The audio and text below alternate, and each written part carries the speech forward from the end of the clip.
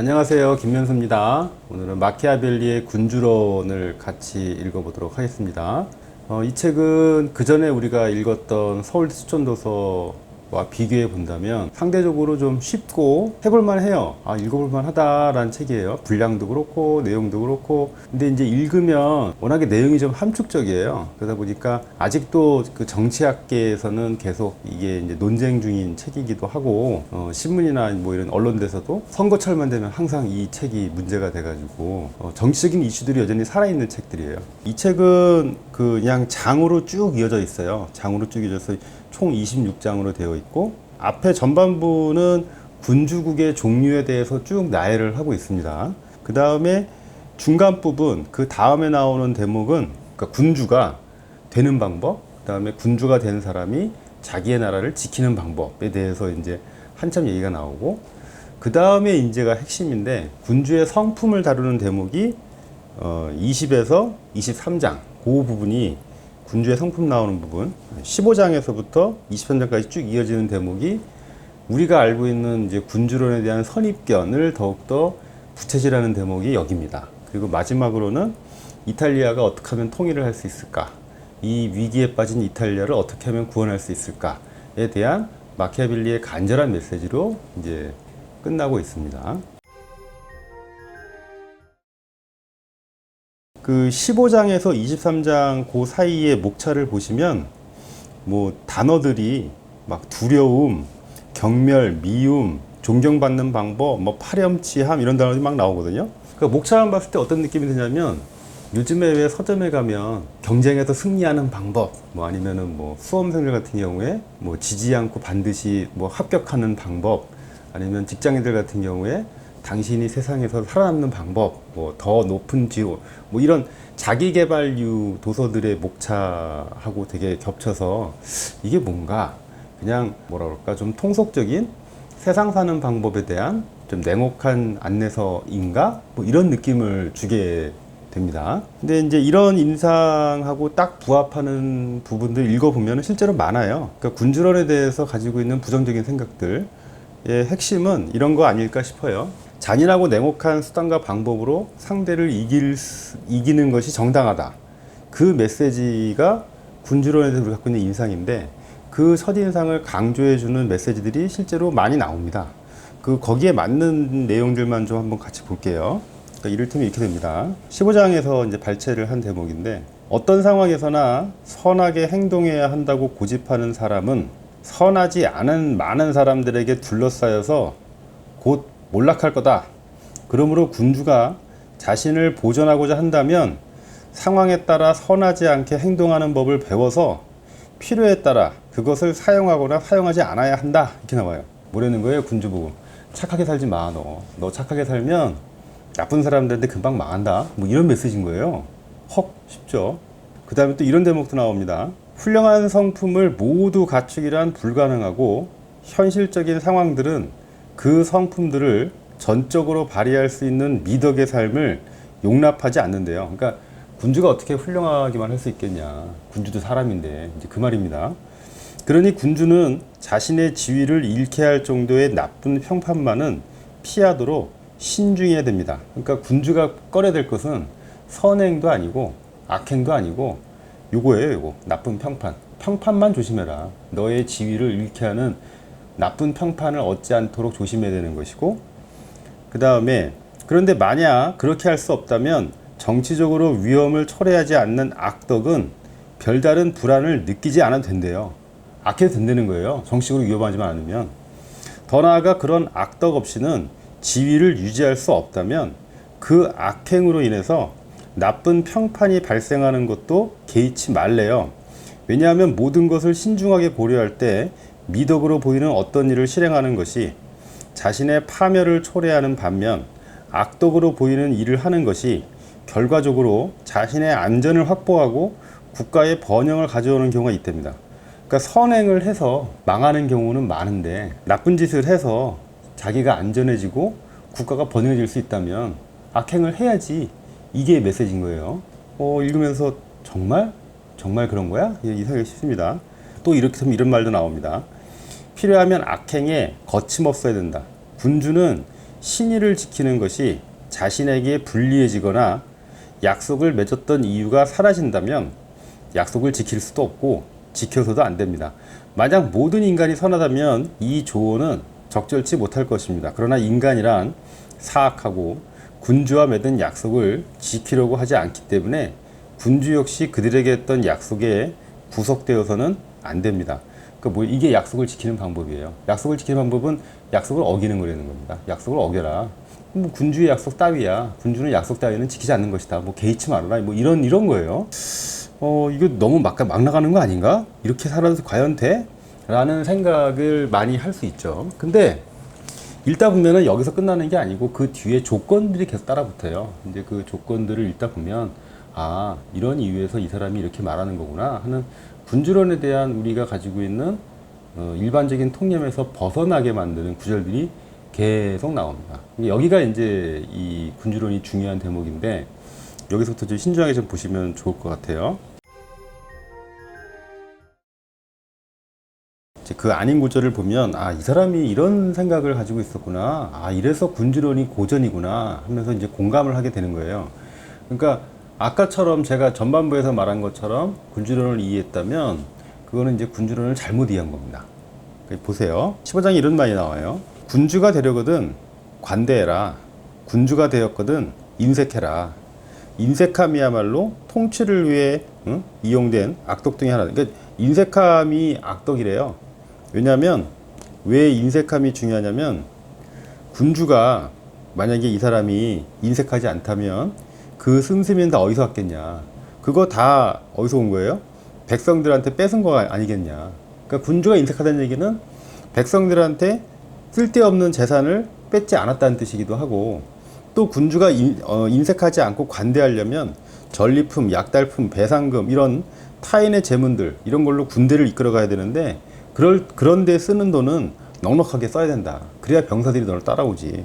그리고 군주가 관대하게 계속 보이면 군주 자신이 가난해지거나 아니면 자기가 가난해지기 싫으니까 지나치게 탐욕을 부려서 백성들한테 사유재산을 갈취하거나 이런 비행을 저지르게 될 것이고, 그러니까 군주는 몰락하는 거지. 그러니까 군주는 인색해야 돼. 그런 논리인 거예요. 자, 그 다음에 또 이런 대목도 나옵니다. 군주는 백성의 결속을 이끌어내고 그들이 충성을 바치도록 할 수만 있다면 잔인하다는 비난에 대해서 걱정할 필요가 전혀 없다. 지나친 자비로움으로 혼란을 방치해서 그 결과 많은 사람들이 죽거나 약탈당하게 하는 군주보다는 소수의 몇 명을 시범적으로 가혹하게 처벌해서 질서를 잡는 군주가 더 자비로운 것이다. 이게 마키아벨리가 말하는 가혹함의 정의예요. 그러니까 자기 개인의 이익을 위해서 가혹한 게 아니라니까요. 여기 나오잖아요.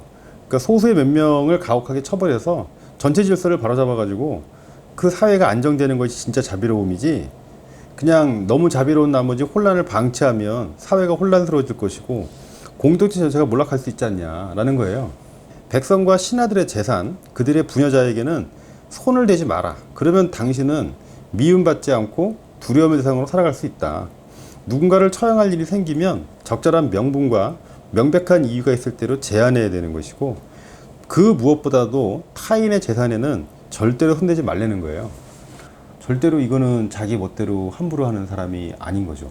요 대목만 보더라도, 요 조건만 제대로 지키더라도 우리가 흔히 알고 있는 군주론에 나온 마키아벨리의 군주론이 가지고 있는 목적을 위한 무조건적인 냉혹함, 이거는 아니지 않나 싶거든요. 그리고 그 다음 것도 군주의 악행은 물론 선행도 미움을 초래할 수 있다는 것입니다. 황제들이 몰락한 원인이 한결같이 미움과 경멸임을 알 수 있습니다.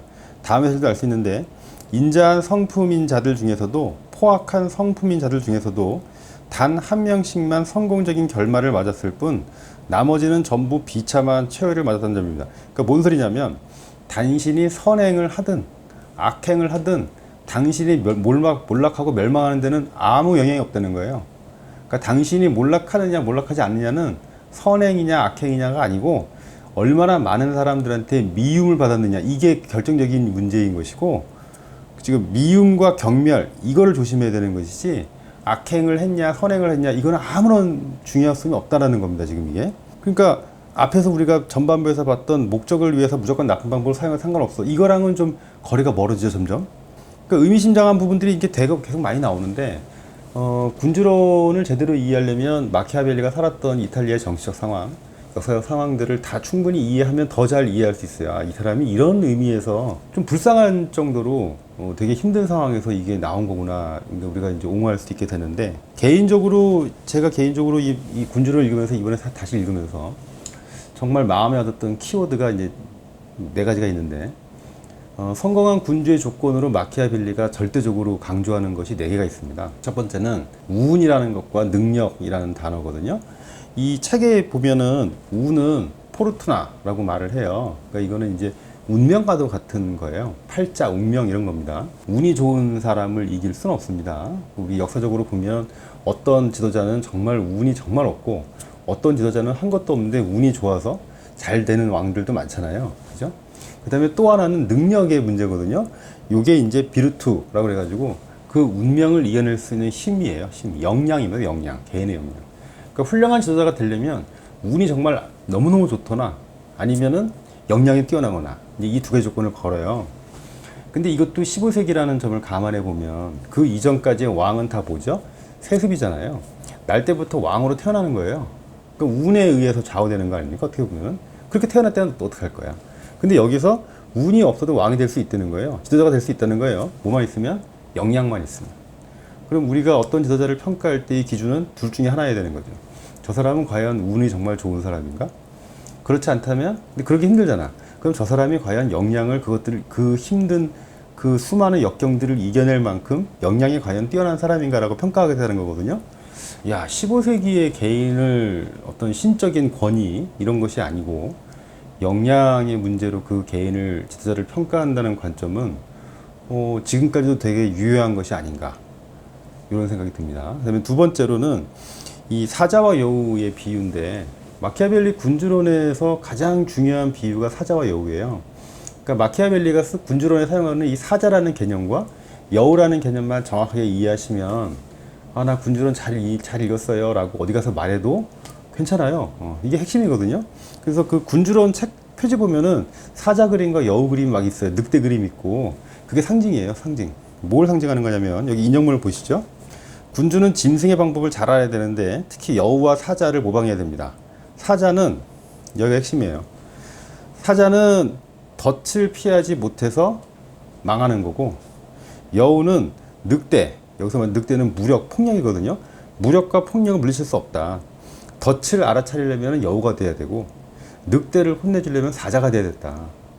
그러니까 당신은 여우와 사자라는 동시의 역할을 다 가지고 있어야 되는데 만약에 사자 역할만 하는 군주는 일의 본질을 모르는 거야. 이렇게 되는 거예요. 그러니까 올바른 지도자, 군주는 여우다운 면과 사자다운 면을 동시에 지니고 있는 사람이 진짜 군주라고 보는 겁니다. 마키아벨리의 글을 읽다 보면은 군주는 자기 개인의 이익보다는 공동체의 안위를 먼저 생각하는, 그거를 책임지는 그런 직무를 지닌 사람이잖아요.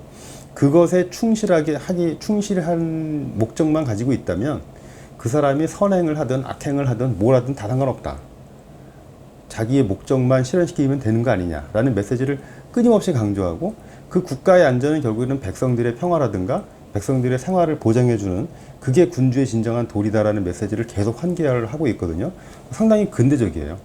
그러니까 옛날의 어떤 그런 메시지가 아니어서 그래서 오늘날까지도 마키아벨리가 선거철만 되면 지도자의 진정한 덕목이 무엇이냐 얘기하는 중에 계속 툭툭 튀어나오는 게 그래서 나오는 것 같습니다. 근데 이제 이 메시지가 물론 위험할 수 있어요. 뭐 독재라든가 뭐 이런 나쁜 지도자들이 마키아벨리를 끌어다가 자기식으로 해석해가지고 근거를 댈 수도 있잖아요. 실제로 일본이 그랬다고 하고 많은 독재자들이 마키아벨리를 끌고 오기도 해요. 근데 그거는 마키아벨리가 살았던 시대와 함께 고려를 해보면 좀 벗어날 수 있을 것 같은데 여기 지도 보시면 이게 마키아벨리가 살았던 시대의 이탈리아의 상황인데 되게 힘들었을 것 같아요. 위에 프랑스가 있고 왼쪽에 에스파냐, 그 다음에 신성 로마 제국이 있는데 이 세 개의 이 국가들이 국력이 되게 강했을 때거든요. 얘네들이 다 이탈리아를 먹으려고 끊임없이 쳐들어가요. 끊임없이. 그러니까 너무 힘드니까 이탈리아 내부의 지도자들도 누구는 프랑스 왕국과 누구는 신성 로마 제국과 누구는 에스파냐 왕국과 서로 손을 붙잡고 자기네 권력을 잡으러 또 싸웁니다. 결국 그러다가 이제 이탈리아가 몰락하게 되면서 한 300년, 400년 동안 식민지 국가로 분열된 상황을 계속 맞게 되고, 마키아벨리가 그 암울한 시대의 첫 번째 시대의 사람인 거예요. 그러니까 몰락해가는 이탈리아의 상황을 보면서 어떻게 하면 이 나라를 살릴 수 있을까? 이 고민을 한 거예요.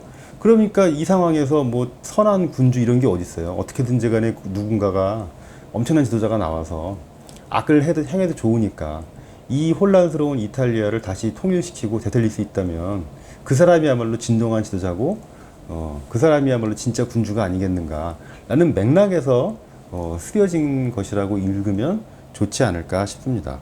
그러니까 그 늑대라는 비유를 쓰거든요. 늑대가 폭력이에요. 자기의 개인의 사욕을 채우기 위한 폭력인데, 그 늑대와도 같은 혼탁한 근대적인 정치 상황에 맞서 싸우기 위해서 지도자는 여우와 그 다음에 사자라는 두 개의 덕목을 갖춰야 된다라는 것이 마키아벨리가 말하는 군주론의 덕목입니다. 그러니까 우리가 알고 있는 군주론에 대한 통념과는 완전히 이제 멀어지기 시작할 것이고, 오늘날 우리 사회에서도 마키아벨리가 말하는 군주론의 덕목은 여전히 유효하고 다시 한번 볼 필요가 있다고 해서 아직도 군주론 이렇게 말하는 거예요. 다행히 책이 그렇게 어렵지 않기 때문에 한 번쯤 읽어보시면 좋을 것 같고, 이번에 이 군주론은 사실은 요거는 저 혼자 읽은 건 아니고 이거는 저랑 같이 공부하는 학생들이랑 같이 읽었어요. 그래서 이제 랜선 책방이라고 그래가지고 책을 하나 이제 한 2달 전에 미리 정해줬거든요. 그래서 같이 매일매일 10분씩 읽어서 거기다가 인증해서 올리게끔 했어요. 친구들한테. 한 20명 정도의 친구들이랑 같이 했거든요. 근데 친구들이 매일 10분씩 읽었는데 한 달이 채 안 돼서 그 책을 다 읽었어요. 뭐 다음 책 뭐예요? 하는 친구들 되게 많은 거예요. 그래서 이 뭐든 꾸준히 조금씩 매일매일 하는 것은 그것의 성취도는 매우 놀랍습니다. 그래서 제가 다음 도서로 그 랜선 책방 해가지고 공지를 할 테니까 괜찮으신 분들은 같이 그냥 참가하셔서 그냥 10분씩 읽고 인증하고 10분씩 읽고 인증하고 하면서 거기서 이제 댓글로 책 얘기도 같이 하고, 그래서 같이 읽으면 더 좋을 것 같습니다. 그래서 오늘 군주론은 이렇게 해서 마무리하도록 하겠습니다. 감사합니다.